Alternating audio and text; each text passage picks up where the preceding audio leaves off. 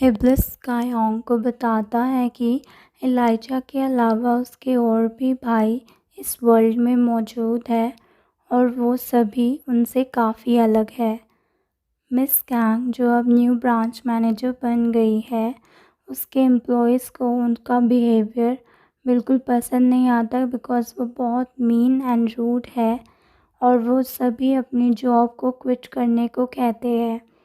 इसीलिए कैंग इब्लिस के पास वापस जाती है और अपनी दूसरी विश मांगती है कि उसे 20 साल पहले के टाइम में भेज दिया जाए और तब उसे ब्रांच मैनेजर बनाया जाए, जिससे उसके पास बहुत पैसे होंगे एंड वर्कर्स उसकी रिस्पेक्ट करेंगे। इब्लिस उसकी विश पूरी कर देता है। जो फैमिली न्यू ट्रांसफ़र्ड हुई है विलेज में, उनके घर में इब्लिस का एक भाई दिखाई देता है।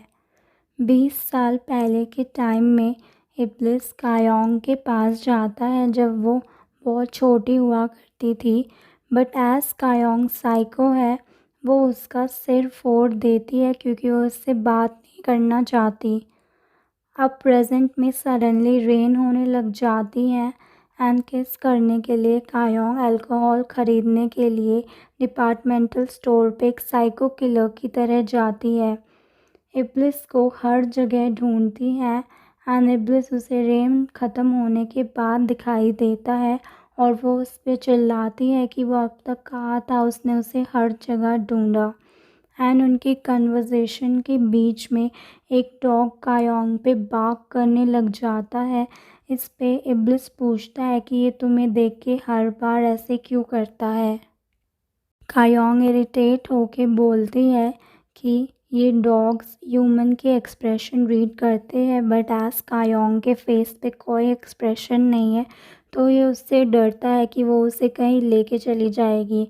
इब्लिस अब उस डॉग की फ़र्स्ट विश पूरी करता है एंड उसकी फ़र्स्ट विश ये होती है कि उसे middle age good looking human being बनना है। वो डॉग ह्यूमन बन के काफ़ी गुड लुकिंग होता है, बट उसकी हरकतें अभी भी एनिमल्स वाली ही होती है, जिसे लोग देख के कुछ समझ नहीं पाते।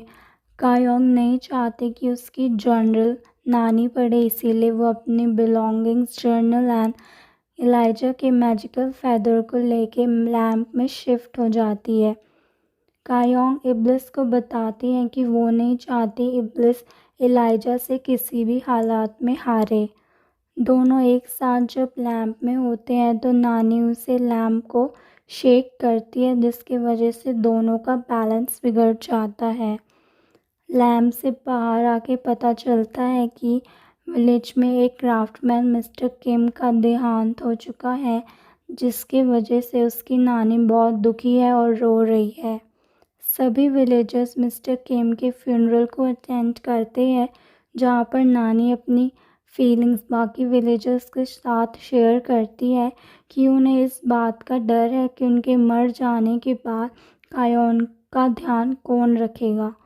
कायोंग ये कन्वर्सेशन सुनने के बाद बाहर इब्लिस से अपनी सेकंड विश मांगती है कि उसकी नानी को कायोंग की एज का बना दे, जिससे उसकी नानी की लाइफ और लंबी हो जाए।